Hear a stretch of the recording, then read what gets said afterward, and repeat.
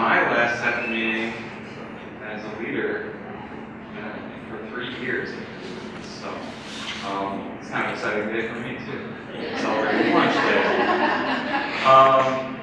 Today we have a fun and exciting schedule, starting with Deb Varland, who's going to share a devotional, and followed by Doug Wilcoxson, who's going to talk about global and other things, I'm sure.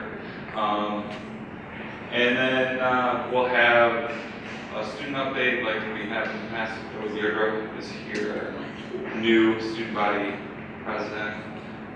He may say a few words if I call him at the end. And then we have opportunity to introduce the new SAPA committee for next year as well. So that's the agenda. Let's kick things off with word of prayer. God, thank you so much for, again, this great year that we've had here with students and all the work that's been done. We know you've been working in the lives of students here this year in so many ways, and although many of us work behind the scenes, don't get to see a lot of that, we trust that the work that we're putting our hands to is making a difference. So part of the Spring Arbor experience for everyone involved here. So we trust you for that and ask that you continue to bless Spring Arbor and bless the students that we serve. In Jesus' name. This is my last SAPA meeting too. So I hope you don't mind, I'm really dressed down. So I was in this room yesterday dressed up, and some of my students saw me and they said, Deb, like, what happened to you? Because this is how I normally dress, but this is usually a casual day for me, so I decided, they can fire me if they want. I'm getting kind of salty here, you know, my last couple weeks. So so thank you for, I think Lori, where are you? Where is she? Oh, Lori. Lori invited me back last fall, I think, to share at SAPA. You know, when something's in May, you go, oh, sure. And then you just, oh, yeah, it's tomorrow. So I actually had it in my phone. So it's interesting, something that Joe shared, that maybe it was even in his prayer, that Roger and I think most of you are aware that we're moving to Kenya in August. And he shares our story with people, and he relates us to being like cooks in the Army, our job there, because we're not in Kenya. I mean, we certainly are there in Kenya to serve the local people, because that's just like I enjoy serving local people here. And I intend to spend as much time in the local community there as possible doing volunteer work. But our main purpose there will be teaching at a school for missionary kids. And some people go, that's all you're going to do? Aren't you going to be going door to door, or giving out Bibles, winning souls? And actually, the souls of all missionary kids are not won yet. And we realize that, just like the souls of all of our children are not necessarily won yet, won to Jesus. And so he talks about us being cooks, like cooks in the Army, because the Army can't be out there if there aren't cooks. And I like that analogy, and I like to cook. So I think that's really appropriate for us to remember that it's vitally important, and people have to be well fed.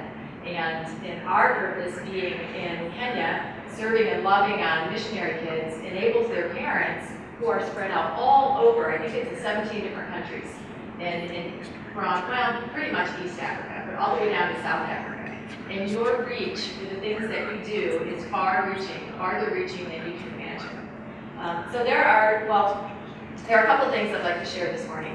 And pretty much we aren't buying anything these days. We're getting rid of things, but I am buying a couple things because I want our home to feel homey. And I actually just bought this. I bought it on Monday. It says, enjoy the little things in life, for someday you will realize they were the big things. And as I'm in this very reflective mood, because that's what I'm supposed to be doing right now. I felt like I was at my own funeral yesterday. It was a little weird. I said, I'm dressed in black. Have I died? I don't think so. But I've always thought this. And when you hear people that are retiring or people that are reflecting, they never talk about the big grandiose things. They talk about the people. It's usually about the people. And yesterday we heard over and over and over about community, for those of you that were at the reception. And I think the little things are more important than anything else that we do. And usually for me, it's in a interruptions. And so I'm trying to learn to embrace interruptions. When a student just happens to pop his head in my office and say, hey, do you have a minute? Not when Craig Hayward asks, do you have a minute? When a student asks, do you have a minute? And then sometimes they proceed to pour out their heart to you. Well, I hope you don't mind. I'm actually going to share with us a bunch of quotes that, and I have them typed up not because I'm too weird, but because I borrowed this book from a friend. And so I wrote down page numbers as I was going through, and at the end I sat down and typed up all the quotes. And the book is called Love Does. And has anyone read it? Okay, I strongly encourage. It's written by a man named Bob Goff, and he's a big motivational guy. And I actually read the books kind of in reverse. It's not really a companion book, but a book that resulted from his. I read a book called Divine Collision. Roger gave it to me for my birthday. I also highly recommend that. But I would recommend reading Love Does first, and then reading Divine Collision. Divine Collision is about a Pepperdine University law professor named Jim Nash, who ends up being motivated by Bob Goff, a friend of his, to go to Uganda. He'd been poked enough times and went to Uganda and ended up advocating for children who were kind of in child prisons in Uganda. Basically just kind of being held for things like theft and for small crimes, but being held for up to 2 years. So it's about the collision of their lives. And that was a great book. And so then afterwards I thought, oh, maybe I should read the book that came before this. So I read Love Does. And Bob Goff is an extraordinary man, but he wouldn't say that about himself, but he would talk about the importance of embracing normal things. Because I've thought for years, and I've talked with my students about the fact that most of life is pretty mundane. You know?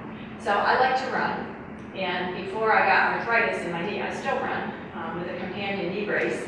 But before I got arthritis, every year I would run a half marathon, and I would love training for that. I'd start in January. I mean, I trained all year round, and then I'd start increasing my mileage, and then I'd run the big race, in May. As a matter of fact, I think it's probably tomorrow in Indianapolis. And I don't even track the date anymore. But it wasn't the climax of running the race.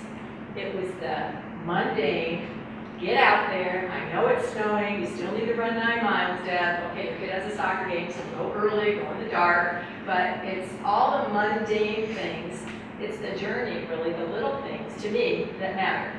Those are the memories that I have of training with my friends. And yeah, the race was fine. If I reached my goal, great. But it was the training process. So in other words, the mundane every day. And with that in mind, I think it's really important for us to do well in our everyday mundane tasks. So I was actually looking for a quote, be extraordinary in the ordinary. I don't know if you ever heard that. So last night I'm typing up, who said this? And I couldn't find out who said it. Maybe one of you knows. But I did find another quote similar to it by George Hinckley. It says, the major work of the world is not done by geniuses, which is a good thing, because I am no genius. It is done by ordinary people with balance in their lives who have learned to work in an extraordinary manner. So it's the same concept of be extraordinary in the ordinary. Now that wasn't from the book, but these next, actually I have 5 quotes, and maybe I'll not talk too much about each one, but these are 5 different quotes from Love Does. The people who slowly become typical have the greatest problem wrapping their minds around a dynamic friendship with an invisible, alive God. There's nothing wrong with being typical, I guess, but there is nothing fundamentally right about it either. I've never read in Genesis that God created typical and called it good. Instead, I think men, and I'm sure women, who were bored, made up typical and called it, if not good, at least acceptable. People who follow Jesus, though, are no longer typical. God is constantly inviting them into a life that moves away from typical. And I'm not saying that we all need to change everything about the way we look, about the way we act, but in our hearts, the thing that's driving us should not be just to get by. Well, I'm tired, so I gotta be tired. And I walk in the office sometimes and I say to Lori, or I said to people, fake it till you make it. And sometimes if you fake it enough, then you can fool yourself. But I do think this idea, I've never wanted to be normal, because I guess I don't like the stigma that comes from that, and that doesn't mean abnormal in a flashy way, but how I feel inside. I don't want to feel normal, I want to feel special. And I think our students do too. And I know that my friends want to feel special, and so we can recognize people. And if people see that in us, that we love them and care for them in an extraordinary way, they get it. The second quote that I'd like to read is from page 24. Being engaged is a way of doing life, a way of living and loving. It's about going to extremes and expressing the bright hope that life offers us, a hope that makes us brave and expels darkness with light. I want to be engaged to life and to life and with life. And Roger and I have learned quite a bit about rugby over the 3 different years that we've lived in Kenya. And I don't know if any of you have seen the movie Invictus. And it's a Morgan Freeman movie about apartheid South Africa and the South African rugby team. It's a great movie. I like it. Well, I think it's a good movie, but I like the rugby part. If you don't know anything about rugby, there's just enough in there to be really confusing. Because when you try to understand rugby, if you like American football, then you just have to take everything you know about American football and throw it out the window. Okay? So you can't pass the ball forward in rugby. If you want to move the ball forward, you have to either carry it, or I could be running down the field, pump the ball, and run around my opponent and catch it. I can catch my own little punt. But anyway, it's not about that illustration. But in rugby, there's something called a scrum. And if you ever seen a picture of a scrum, I should have put one up here today. Roger has numerous scrum photographs, and our son Luke, our oldest son, played rugby when he was in Kenya. It actually kind of transformed his life. When you have a scrum in rugby, they huddle over the ball, and the people on the front of the line, sometimes they even wear what's called a scrum cap or a skull cap, and it holds your ears down so they don't get ripped off. Okay? Or probably not. I mean, I've never seen anybody get their ear ripped off, but hold on. And usually the guys shave their hair, shave their heads, kind of for sight, but also because nobody can grab their hair. And in the scrum, you've got your side of the line, is pushing, you've got arms all over each other. And then the guys behind, it's their job to actually get behind and push their teammates that are in the front. So they're not on the front lines, they're pushing from behind, much of what a lot of us do. I said, Luke, you're pushing on your butt, honestly, come on. So they're in there and they're just pushing. And the goal of this side, my side, is to push, because the ball's right there in the middle. They throw it in from the side. You push and push and push, and you have to move the whole huddle until someone called a hooker, how do you like that name, reaches in with their heel and hooks the ball backwards, because you can't move it forward, and flicks it back with their foot. Someone else that picks up the ball and starts lateraling or pitching it backward, and they advance down the field. Now, you didn't need to know that much about rugby, but I had to tell it for some reason. But this idea, the commands they use, that the official uses, he says scrum. And when they say scrum, everybody locks in. And then he says engage. And when he says engage, everybody starts pushing. And it gets really crazy. And you can hear groans and from far away, this term engage. And we talk about engaging life. That's not something that's passive. That's something that's very intentional. So if he's using the term engage, that's what I pick up. Another kind of side engaging term, if you're in the UK, or if you're on a plane that's a British Air plane, or if you're in Kenya and you're locking the restroom door and you lock it, it says engage. And you want to know that it's engaged before you open the door, and you don't want to walk in on somebody. So engaged, you either are or you aren't. You aren't sort of engaged. Well, I'm sort of engaged. You're engaged or you're not engaged. And so I think we have this opportunity to engage with one another and to engage with students. So I really like that analogy. Third quote. This is a great, I don't know, kind of a great image. Nobody turns down an invitation to the White House, but I've seen plenty of people turn down an invitation to fully live. Turning down this invitation comes in lots of flavors. It looks like numbing yourself, or distracting yourself, or seeing something really beautiful as just normal. It can also look like refusing to forgive, or not being grateful, or getting wrapped around the axle with fear or envy. I think every day God sends us an invitation to live, and sometimes we forget to show up, or we get head faked into thinking we haven't really been invited. But you see, we have been invited every day, all over again, to fully live. We're invited. We do have a pretty incredible work environment. I talked to lots of people yesterday, lots of retirees came back, and I guess I'm almost a retiree, but lots of people came back yesterday and just shared how special this place continues to be. And they said, every place isn't like this. And I think when you've been here a long time, you tend to think that maybe every place is like this. Maybe some other places are better. And we start to pick our own zits and that kind of thing. And we really don't need to do that. You're not supposed to pick zits anyway, right? But I think that we forget to fully live while we're here. We can grumble our way around, or we can engage, and we can fully live. Quote number 4. It's people like us who can be secretly incredible and get the most done. That's the way Jesus' reverse economy works. God loves the humble ones. And the humble ones often don't make it as first-round draft picks for the jobs with big titles or positions. But they always seem to be the first-round picks for God when He's looking for someone to use in a big way.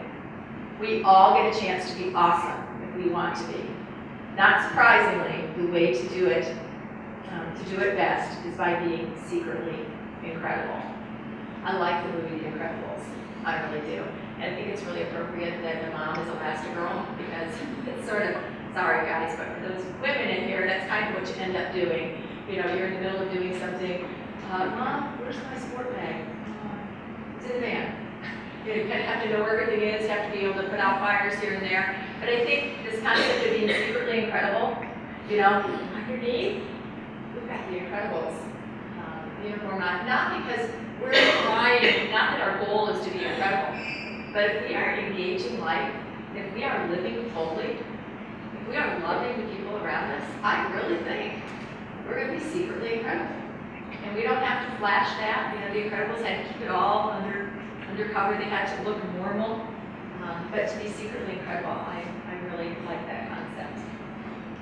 And finally, God says to ordinary people like me and you that instead of closing our eyes and bowing our heads, sometimes God wants us to keep our eyes open for people in need, do something about it, and bow our whole lives to Him instead.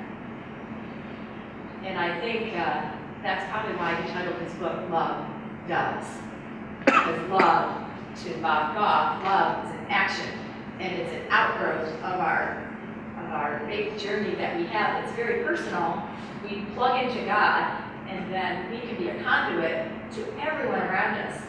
I mean, imagine transforming your work environment because you love the people that are around you, that you care about them.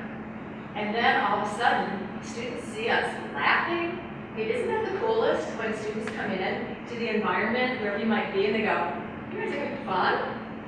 I'm actually working." "Oh yeah, we're working, all right." And all of a sudden, this really continues. And I'm not saying everything is fun. It's not. But there are things that have to get done, and we get those done. But in the meantime, we can live fully and we can engage because we've been given the greatest invitation in the world. So, I do not accomplish this every day. Okay, sometimes I just want to put my pillow over my head and just sleep a couple more hours. That's not usually how life operates. But God has given us incredible opportunities here. And I don't know if you have to go to graduation. I do. But it's really pretty cool to go to commencement and to watch, to look at the students and the families and And it's pretty impressive to see the quality of the young people that are going to walk across that platform in about 10 days. So thank you for allowing me to share this morning, and I encourage us all to live as fully as possible.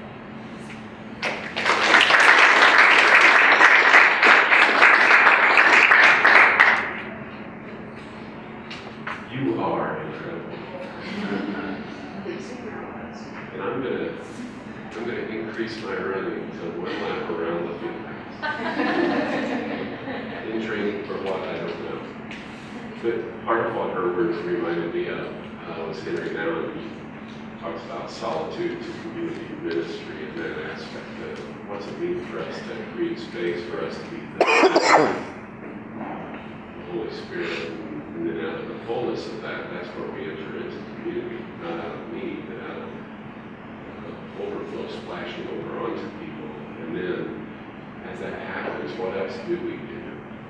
We're so compelled by God's love and the fullness of what's in us that we serve. We go and minister to others. So, my opportunity this morning is to give an update on athletics advancement and global. And you know, as I'm thinking about that, I think about, well, what does that have to do? What do those areas have to do with our central mission of the transformation of students' lives? And so I'm going to connect some of that because of the stories that are a part of trying to get in a position where I can see the clock, so that I stay within the allotted time right there. You can see it. But I'll start out with global and just give an update there. And some of it I'll just share some facts and figures and truth as a result of that. But this last year has been a year where we haven't grown in global. There's been challenges as far as the student enrollment side of things.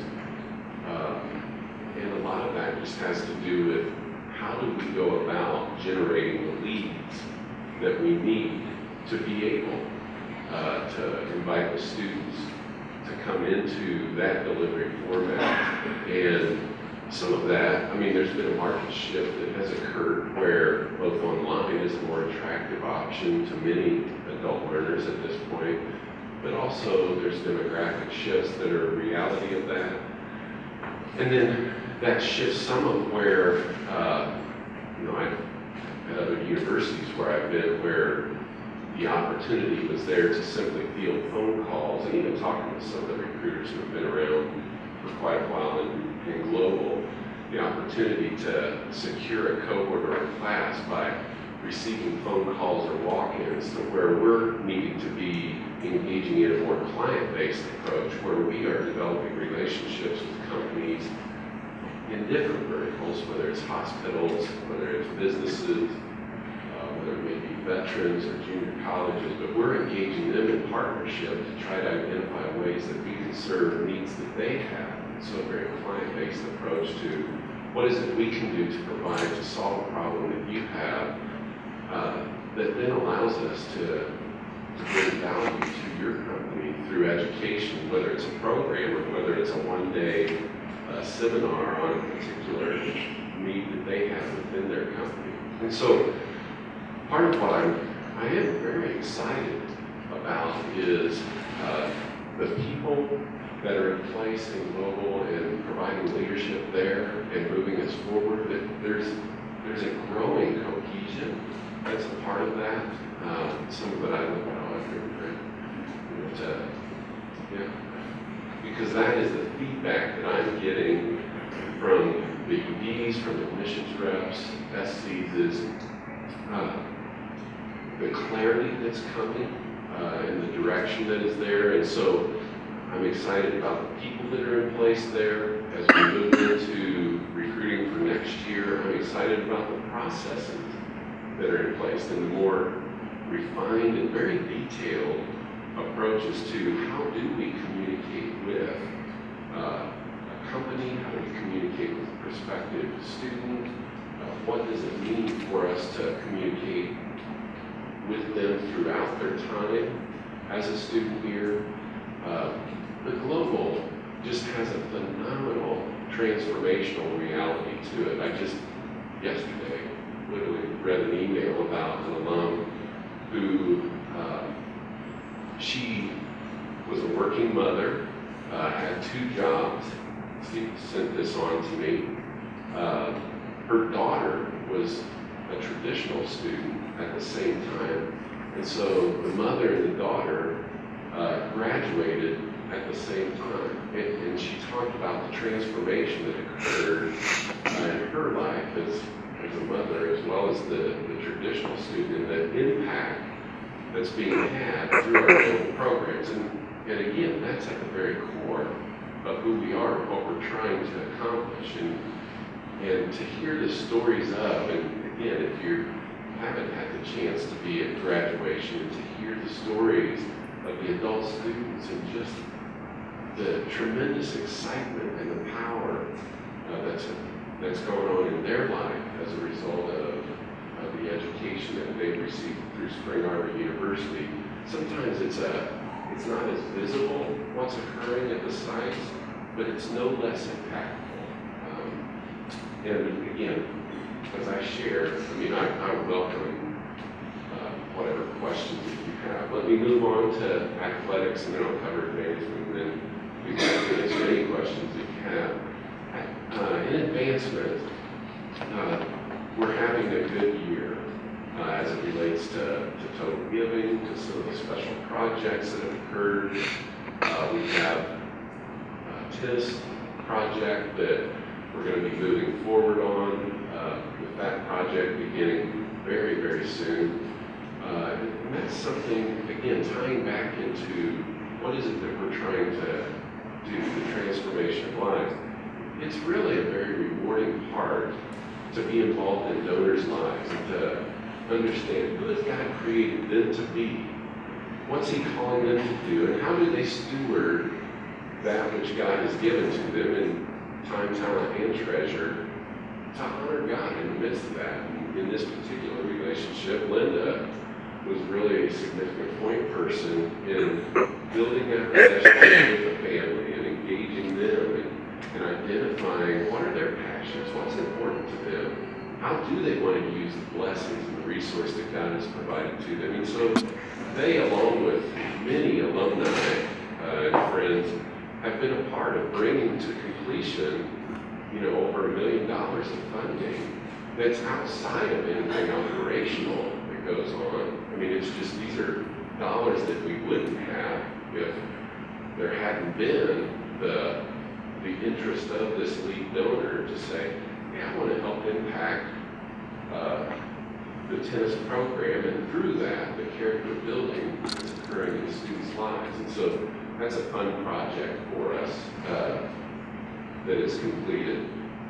But the giving that's occurred, one thing I want to really celebrate the advancement staff, who they are and what they're doing. That's being done. So we're hitting historical giving norms that are there, and that's being done with about 30% fewer staff than there were 5 years ago. And so I think it points to God's blessing in the midst of that. It also points to their expertise and their ability to work and engage with donors and to share the vision of what God's doing in and through Spring Arbor University. Moving on to athletics. Lots of things to celebrate there. Obviously, we forget about this in the fall with the national championship that the women's soccer program had in the fall, and National Player of the Year, National Coach of the Year. We're starting bowling as a new sport that will begin the fall of 16, and there's already, we've got 14 students who are committed to that, the goal being 16 by August. And so our new coach there is doing a great job. We had Nathan Martin competed in the Olympic marathon, and he actually, he was seeded to finish like 28th or 30th, and he ended up being 22nd in the country. And that was in grueling weather, a much hotter day than they would have liked to have run in for a marathon race. So a neat celebration there.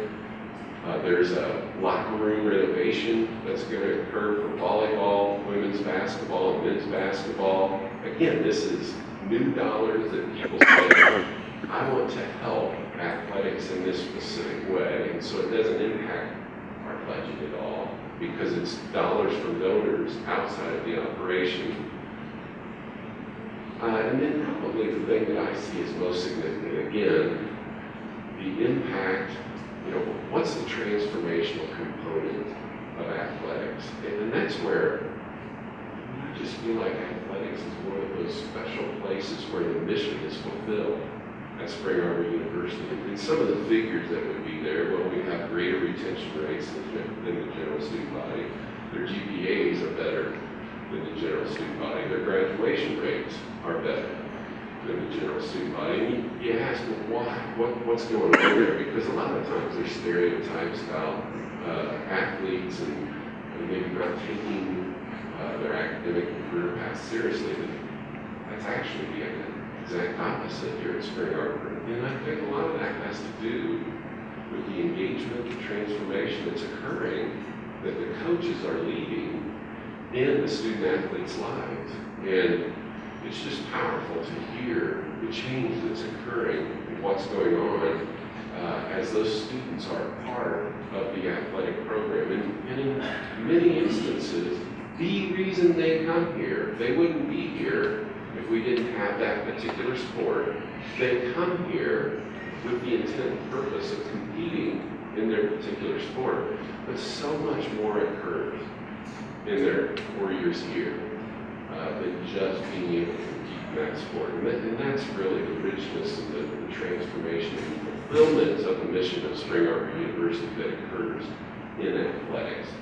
So I will stop there at my 10 minutes and see if there's any questions that you guys have about any of those three areas. I'd be glad to share whatever insights I can on those.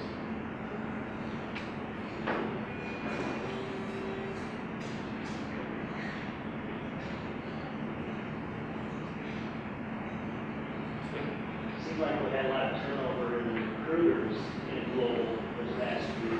And how much do you think that's factored? There are a lot of bigger factors to market. So the question is, how much of an impact did the turnover of recruiters have on the enrollment and what happened in global? I think it's significant. I think that plays a very real part. Some of that was, there's some clarity of expectations that were set there. And so some of that's a real healthy transition that, look, if we're shifting to move this direction, I really would want each person to be able to evaluate, is that a direction that I want to be a part of? And if not, then allow us to help you fulfill that which God's called you to be and do. And so much of it, I think, has been really healthy transition, even though the timing of many of them was really difficult and impacted the numbers. I think we're poised now with a group of recruiters who seem very excited about the direction, the training, the amount of detail that's being given on clarity of expectations and tools to use to help accomplish those. And so I've sensed in the 3 trainings that we've done this semester even that there's a growing excitement about their role and how they can go about being successful in that. So the easy answer is, did it have an impact? Yeah, I think significant impact.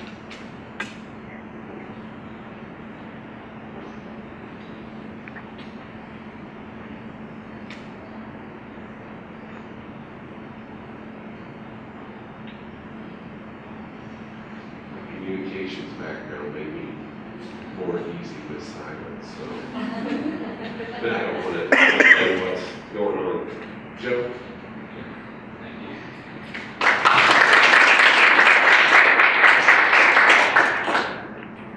Okay, so why don't you come up and tell us a little bit about student government, your plans for next year, what's going on, what's your vision?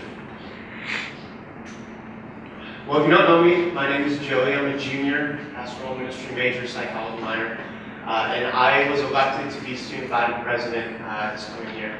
And Alessandra Varland is my vice president. Last night we had our first new cabinet and programmer meeting, so it was exciting to have everyone together. We've finished the hiring process, so we know the people that we'll be working with. Our vision for next year is essentially encapsulated in 3 words: believe, belong, and beyond. And so believe is the university's rootedness, Alessandra and my rootedness, and student government's rootedness in the transformative power of Christ. We are beautiful, we are beloved, we are useful, and we know that to be true, and we believe that to be true. And we allow our faith in Christ and our usefulness to the kingdom to equip us and empower us to do the next 2 things. The first of which is belong. So we want to continue fostering on campus just a fantastic, amazing community that already exists here. We want to bring different realms of influence together. Doug mentions how there's kind of a disparity between athletes and non-athletes. There's non-athletes kind of assume that athletes are just here to play sports and that's about it. And we know that's not true. Well, that's just one example of an area that we want to work in and foster stronger community between athletes and non-athletes, between Ormston guys and Andrews guys, between video gamers and non-video gamers, between all the different fantastic communities that exist. The last bit is beyond.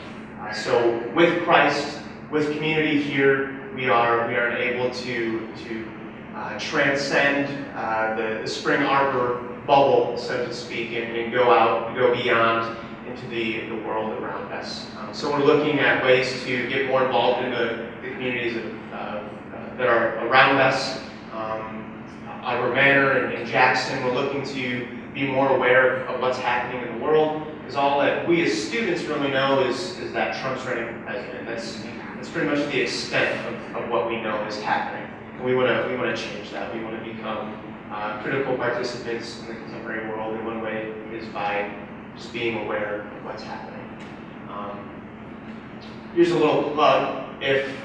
So Alessandra and I are planning our Student Government Association training, which will be the week before Welcome Week this summer.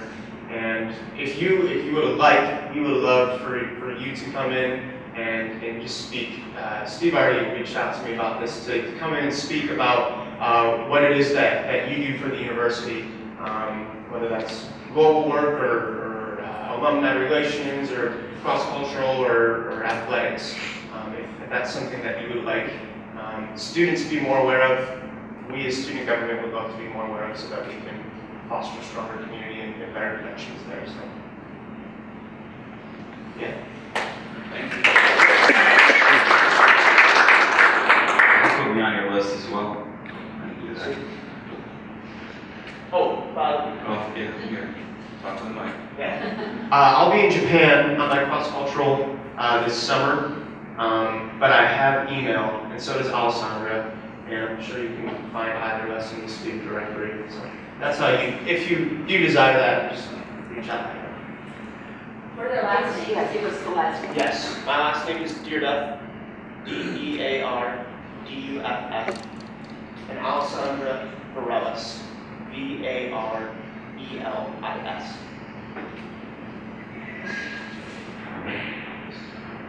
That's a great segue actually into something else that we need to do, and that is introduce the incoming SAPA executive team. Something that we did differently, I think it was at the end of last year, this year, was when we were creating the new SAPA executive team. We found we had appointed people who were supposed to go to the SGA meetings and kind of come back and give us a report.